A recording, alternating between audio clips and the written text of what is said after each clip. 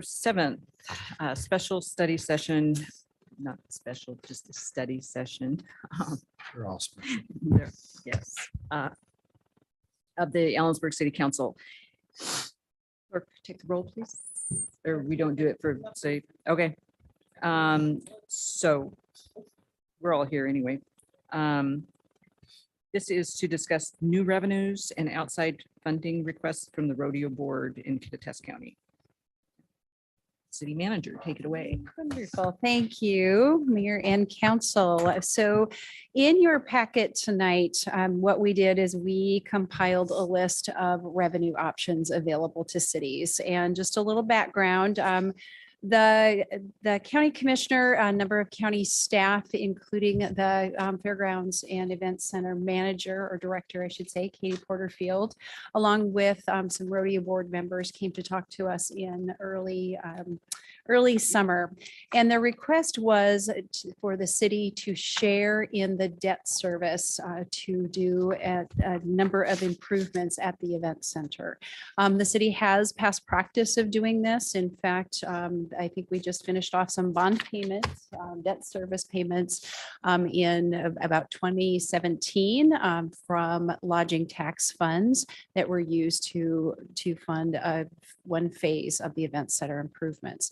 The event center, they've had a master plan for the event center for a number of years. Right now, the cost they estimated to be somewhere between 12 and 15 plus $million for the next phase that would bring the rest of the event center improvements to a close. So their estimate was a request from the city for about $250,000 per year, and to ask for a commitment from the city to partner with the county and to help fund that. And so our commitment was we would take a look at revenue sources. This topic fits nicely into a discussion. Tonight, we're going to be rolling out our budget. And so this is an opportunity just to look at what revenue sources are potentially available for recreation facilities in particular. And what we did was, in your packet, we have a list of revenues we thought were applicable. And so we went through the MRSC, so the Municipal Research and Services Center. They are an amazing city resource. It's a publicly funded resource that really provides policy guidance. We use it all the time for city staff. And they did a 2022 rollout of the book, and a link is actually on the bottom of your packet notes if you're interested in looking at the full version of the revenue guide. So it's a wonderful resource, and what we'll do is we'll go through what we believe are some of the relevant discussion points. And I'm going to do a screen share here. Okay, and this mirrors what you should have in your packets. And we're just going to walk through each of these. The first 5 columns are actually taken directly out of the revenue guide. In some cases, we've embellished a little bit. And what we've tried to do with the last column is look at what would the potential funding amounts of this revenue be for the city. In some cases, we have already enacted pieces of this. In some cases, this would be new revenue.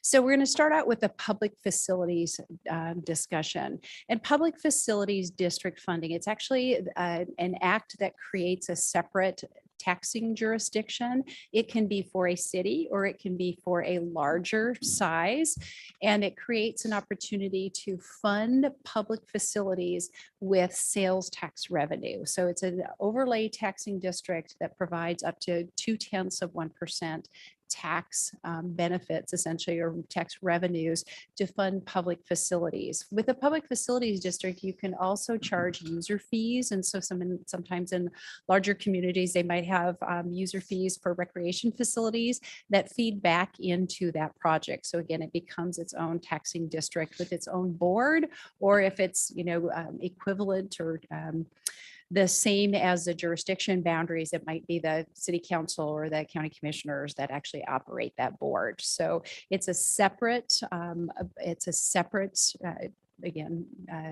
government essentially that is created to operate and fund public facilities. And there's a minimum of a $10 million investment here. So as we look at the rodeo grounds and the event center, this is something that would likely have to be done in conjunction with the county as new revenue.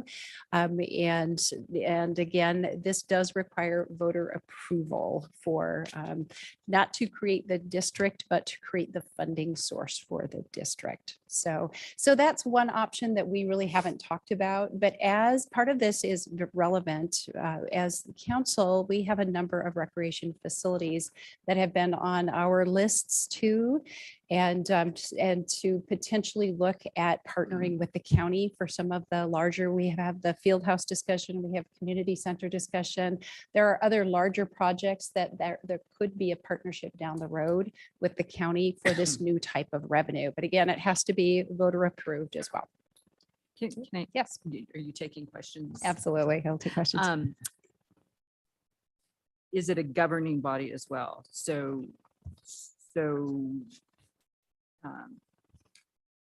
right now, the Fair Board and Rodeo Board have a lot to say about that facility, and it's managed by the county.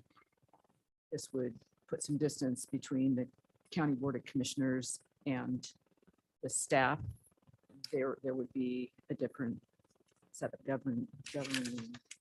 Correct. And again, I don't know the details on this, but the public facility is generally owned by that public facility district. So there would probably be some sort of agreement on if there were investments made through this mechanism to for the event center that's owned by the county, there would be some sort of agreement with the district about who owns what pieces of that. And so you're right, there would be some management and oversight discussions about how to operate those facilities too. So the next one on the list is lodging tax. And this is just a little bit of an overview on lodging tax, what we can use lodging tax for. So the city currently assesses the full 4% available to cities for lodging tax. And this is really only on hotel, motel stays in our communities. And for those sort of Airbnb, those are all those companies pay the hotel motel tax too. That's the lodging tax. So the revenues for those can only be used for tourism promotion or tourism centers or for tourism related facilities. And so it's very specific investments, but specific in a broad way. We've used those investments again to help fund former phases of the event center. We've used that to fund public purchases. I believe a piece was used for Unity Park purchase. And so the community again can make capital investments in tourism related facilities or facilities that help generate tourism. So this could be a funding mechanism. If you look at the amounts, one of the things you'll notice is that in 2020, these revenues are very elastic, especially when you deal with a major pandemic. And so our revenues went down significantly. Right now, we have 13% of our revenues each year that are designated for events to be part of the county-wide event funding process, the joint, and I'm suddenly at a loss for words about what we call it, but the joint funding for the lodging tax. Consolidated. Thank you very much.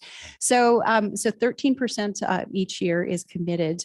We don't have another capital project on the list. However, there have been some discussions about our when we funded Unity Park, we took the $400,000 that we had set aside for the gateway signage to fund Unity Park. And those are from the ARPA funds we set aside. So this type of funding could be used for, we have some local needs too for this. And so to fund a commitment of $250,000 would be a pretty significant chunk of those dollars. Okay. Yes.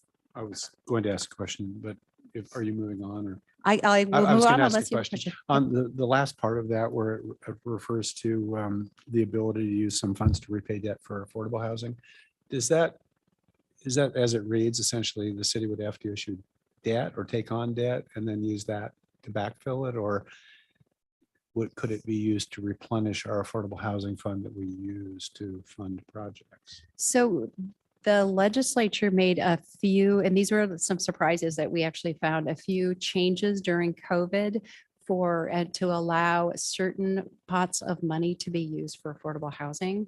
And this was one of them. And there's a time limit on this. And I was thinking it's through 2026. And that might, I don't know, I'm looking at Jarek and Keith to see if they know. No. Yeah, so it's a time limited and it's really to do direct payments, not to reinforce or reimburse ourselves from dollars we might have spent out of our affordable housing tax funds. And so Direct payments to whom? direct payments for, to repay debt for the affordable banks. workforce housing. if I we- mean, if it's we- pretty broad. Yeah, So to repay debt, it'd be city obligation potentially, correct. which we have none right now. for Correct. that. That's Okay, correct. Yep. That's what I was Yeah. trying to. Yep. Okay. And again, that was a new use for us too. Okay.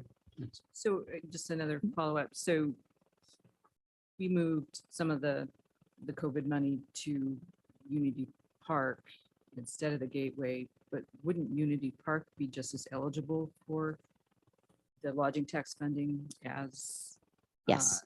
as the Gateway? So I mean, it's kind of different shells, but Right. That is correct. So that is correct that Unity Park, the improvements we're making to Unity Park would likely be eligible for like tourism the dollars. stage. Absolutely.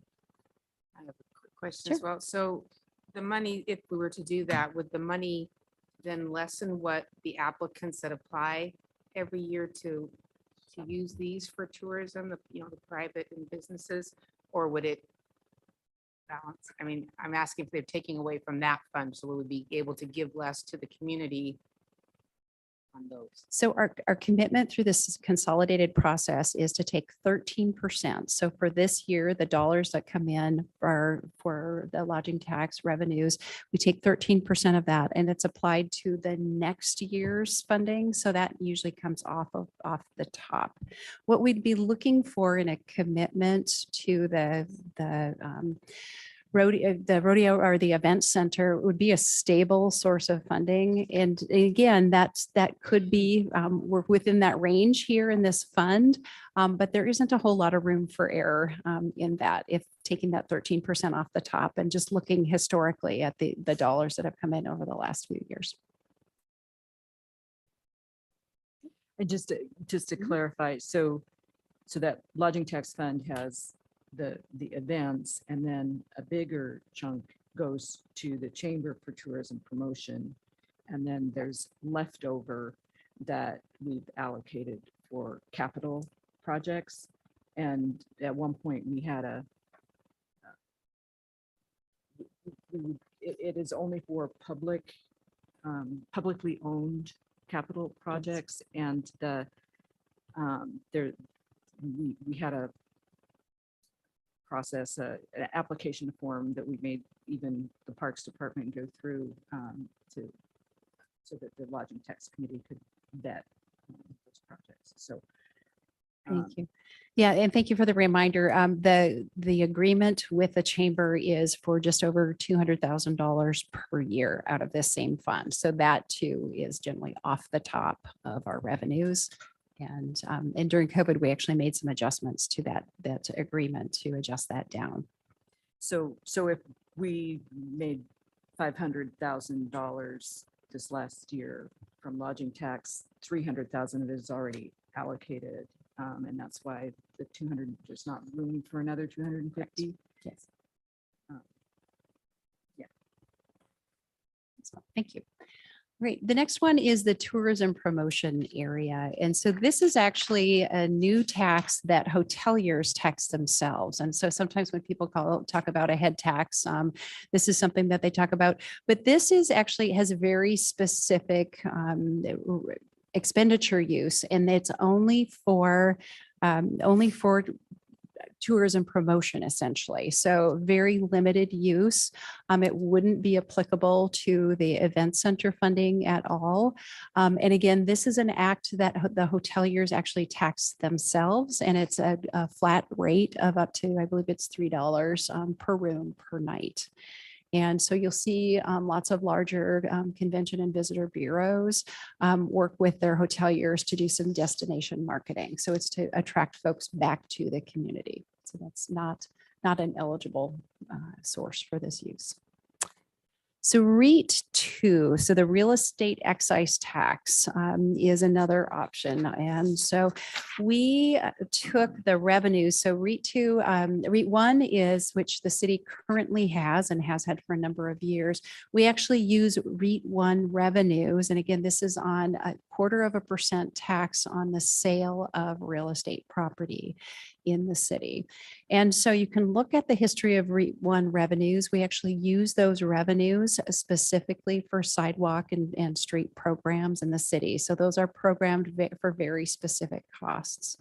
And if you looked at the second 0.25%, you could look back at the REIT 1 funding history, and that's probably what you'd see. Again, the real estate market is elastic. It depends on interest rates. And so this is not a dependable source of funding. And we also, will tell you, we will be proposing this in our budget tonight to actually have some dedicated sources for parks capital projects. So, and the REIT 1 and REIT 2 are generally used for capital funding, capital facility plans, capital projects. They have some ability to do some operations. We do our best to use those all for, and we would use those all for capital. Any questions? All right, moving on. So the 0.09 distressed county sales tax. So this is not something that we administer at all. This is something that the county administers, and it's a sales tax credit essentially that goes to distressed counties. This tax was actually approved through 2032 at this point. So there's another 10 years left in this. Right now, the county is looking at their applications for the next year. So this is a competitive process, and it's used for economic development organizations and then infrastructure economic development projects. And so the cities and the counties make the application. The Council of Governments or Conference of Governments, COG, is the entity that looks at those applications and makes a recommendation for funding. And the city is never guaranteed the dollars for those. We have received dollars in the past for public improvements, but this isn't a consistent source of funding for our own infrastructure projects. The county commissioners ultimately make the decision on funding, and it's not like lodging tax. They have to take the recommendation from COG. They can actually do what they want with this.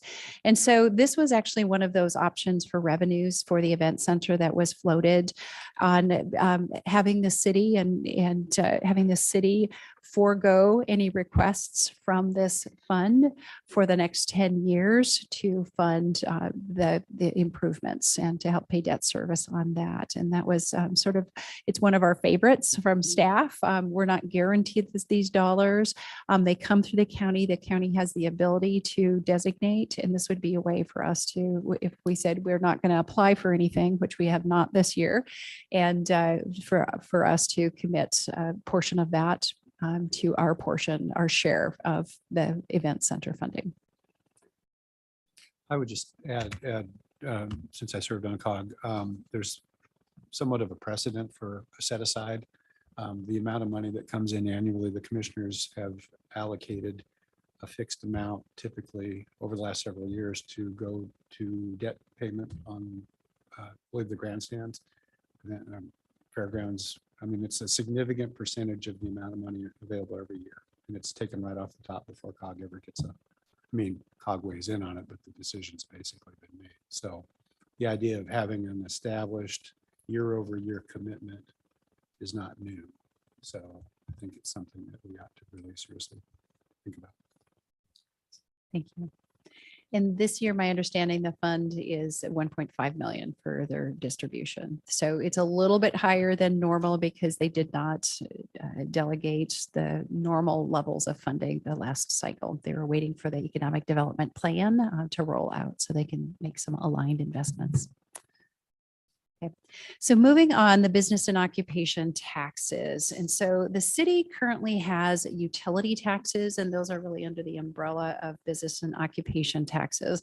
What we don't have is a business and occupation tax on business proceeds, essentially. And so cities have the ability to generate funding through a B&O tax. And again, it's up to 0.2% of gross receipts. And so, and that is not required to go to a public vote. That is a councilmanic option. And again, we haven't enacted that in the past. But again, we do under that same heading have our B&O taxes on our utilities that help fund our general services, as you'll see.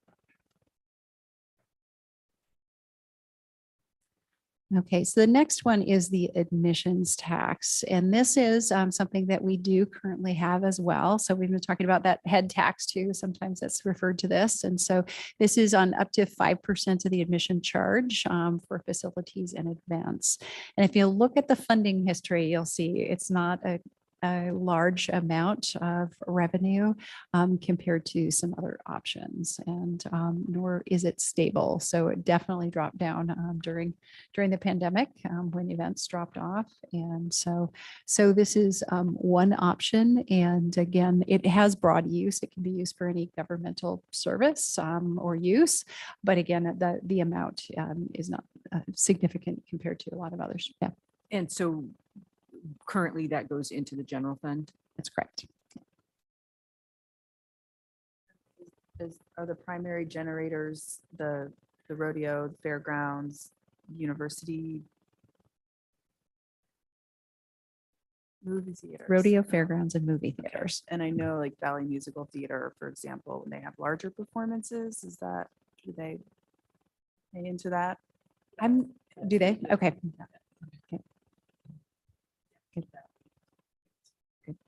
Yeah, our finance department does a great job of capturing the revenues. So is our current rate 5%? Is that a set rate? And it's Yes. up to 5, but we do 5? Oh. That's admissions tax. So another one, again, also referred to as head tax sometimes, is the business licenses. And so these are license fees. Let's see here. All right. And so we currently have this as well. So again, just our business license fees. We don't do an additional head. We don't do the head count version of that. So again, you look at the range of revenues between 60 and maybe 70 per year.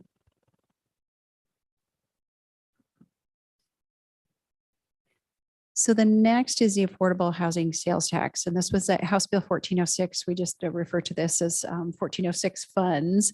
And this is a sales tax credit that's just a few years old. And it's a time limited credit, and it has very restricted use. And it's really for affordable housing and supportive housing types of services.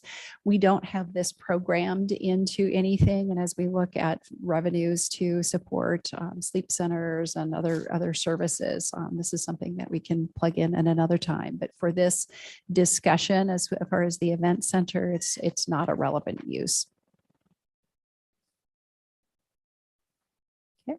And then moving on, the Metropolitan Parks District. So this also is another taxing district. The Parks District does require a vote of the people. The Parks District is actually a property tax-based funding mechanism. It can be as large or as small, and the maximum amount of levy is cents per thousand assessed value. Our finance department did a quick calculation on that, and based on our current value, if the maximum were assessed, that would be about 1.58 million per year. So that's significant revenue for very large projects again. And again, it is a voted mechanism. It is a voted district, and the funding levels are voted as well. So this is more of a funding option for, again, a regional or a larger project or set of projects. Again, we talked about that public facilities district funding as maybe a regional partnership. This could be another mechanism that could be used. Public facilities district, remember, is a sales tax. The Metropolitan Parks District is actually a property tax. So I had a question on the idea of a larger geographic district. So how does that work for the vote? I mean, if we had a city within city limits district, we would put it up to the voters who would reside within the city limits. But if we are branching out, does it go county-wide then? Or? So typically, a Metropolitan Parks District, and I believe your Public Facilities District, they have to be designated areas. And so it could be countywide, it could be lower county, it could be a geographic area other than the full. A census full- tract or Yeah, something? Okay, exactly. okay, thank you. So what's the difference between this and like Parks District up in Upper County? It's not is that a Metropolitan Parks District or? I probably think, don't let's see here. I think that they created a Parks District, but I don't think it's a funded Parks District because I don't think they did a vote, if I recall. Well, that was the problem, yeah. Yes, just like we have a railroad district and we don't have any funding for I it. didn't know we had So, that. yes. Right. And then the last, this is a nod to Councilmember Monica Miller. She was asking about this early on. This is actually a new legislative authority. Again, cities are only authorized to levy the types of taxes and produce the types of revenues that the state allows. So this is it's called and I'll talk about these together essentially. So it's not just for cities, it's allowed for counties and other areas. And there are two options. One is a sales tax levy option, and the other one is a property tax. The property tax is capped at what 1/10 of 1% of the sales tax would be. So there's a cap on the amount that can be assessed. And this is really to create cultural access programs here. It is a voted and a voted district, voted either sales or property tax levy approved. And if we look back at what is 1/10, so we actually put in the far right corner over here, what would those maximum amounts be based on what our sales tax 1/10 of 1% sales tax revenues have been for other funds. And so you'll see the amount that could potentially levy for a period of 7 years, essentially. So another mechanism that's allowed by law for cities to assess. Our recommendation is not to do a voter approved new revenue source to partner with the event center for funding at this point. Our recommendation really is to look at the 0.09 funds and to forego those for 10 years and potentially be open to regional discussions about partnerships for other phases or other facilities, and also just be willing to advocate for funding outside, perhaps at the state level too.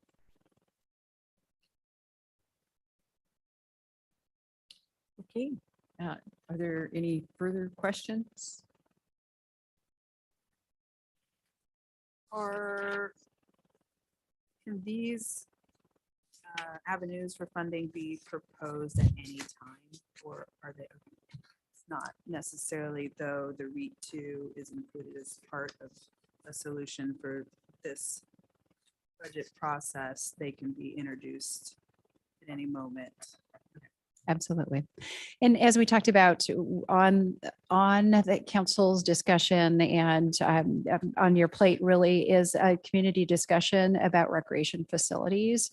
And we would potentially be looking for new revenues again, depending on the scale and scope of what the community was looking for, potentially new revenues down the road for something like that. Sorry, go Can ahead. these come from multiple places that the monies come from multiple areas, or do they need to be specific to one of these? They could come from multiple areas. Absolutely. And I would just add that in the packet tonight, because at study sessions, we don't make, council doesn't take action. It's really discussion and recommendations. In the manager's report tonight at the meeting, I have a draft letter to the Board of County Commissioners that staff would recommend council's approval on at that time. And it's really saying we are supportive of partnering for the improvements to the event center.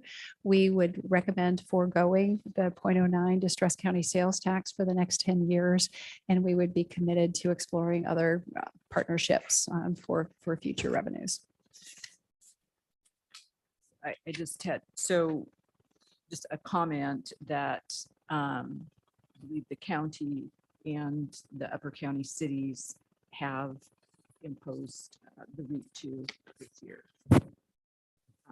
So we would not be out of step with our peer jurisdictions in the county if we impose the REIT 2. And my question is, so how much, so if we, maybe this is not something you can answer, but if we had, say, $500,000 in annual revenue, how much can we bond for? How much would that produce if we had a 20-year bond for a recreational facility of some sort? So I believe when Commissioner Waxsmith did the numbers, I think he used about 15 million for the event center improvements and looked at a 20-year bond. And with all the proceeds, with all of the other costs, and I believe debt service was about $1 million per year for that 20-year payment for the 15 million.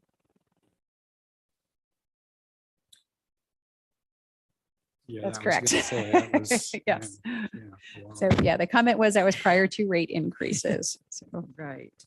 But they are looking at a 10-year because the 0.09 ends in 10 years. And if that were our commitment, it would have to be done. It ends. For their project, the fairgrounds. The project. Right, right. fairgrounds project, rodeo grounds project. Right. Interesting.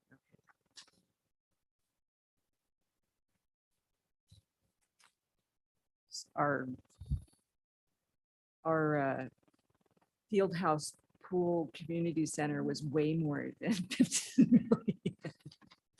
Just saying. likely, yes. So if I could, it seems like the general theme is that there's consensus behind foregoing the 0.09 money for a period of time, which would free up money for the county to allocate. We then would be looking for other revenue sources to support city projects such as the new community center, rec center, senior center, pool, whatever it happens to be, field house. We haven't yet figured out a way to do that, right? We can, there are ways to do it. We just haven't settled on the best way, right? Without new revenue coming in, and again, we're going to recommend that REIT 2 be captured for park facilities, but the proceeds, the revenues from REIT 2 are more in the, let's go back up here. more in the $400,000 per year range. And so again, that as far as debt service on larger projects, that would not be sufficient funding. And REIT 2 tends to be, it's dependent on the market. So when the market changes, debt service is a long-term commitment. And so we want to always ensure that we have the funds that are stable enough to support that debt service for a long time. When was the last time that council put a voter approved tax forward? It's affordable housing, I believe. Affordable housing, correct. It was Yep. 1/10, 1%. And it did pass by a Yep. wide margin. Yeah, and prior to that was the Transportation Benefit District, which funds transit. And that was the year before or 2 years, 2015, I believe it was. Yeah. That's right. The library bond was also That's- voted a long time ago. That was, and this is the 20th year, so last payments of that this year. Do either of those have a sunset clause? I think like affordable housing is being extended, but is the transportation? The Transportation Benefit District has a 10-year clause, and so I believe 2016 that ends. Well, so we would have to go back to the public for another 10-year extension, 2026. 2026 or before that. The police was also, the 3/10 for police was also a ballot initiative, but that was countywide. It's That's been, what, correct. Almost 10 years ago now. And It was sunsetted and then the last time was reauthorized. Correct. For that sense. Yeah, I think for us, it's always been a case of trying to time and sort of recognize that there's debt fatigue within the community and there's only so much, that people are willing to support. I think the school district certainly experienced that with their bond issues, trying to get Morgan reconstructed. And I think it was we asked the community for support for affordable housing. We were optimistic, but it was by no means a sure thing. So we were fortunate that it was passed. do you want to chime in, Rich?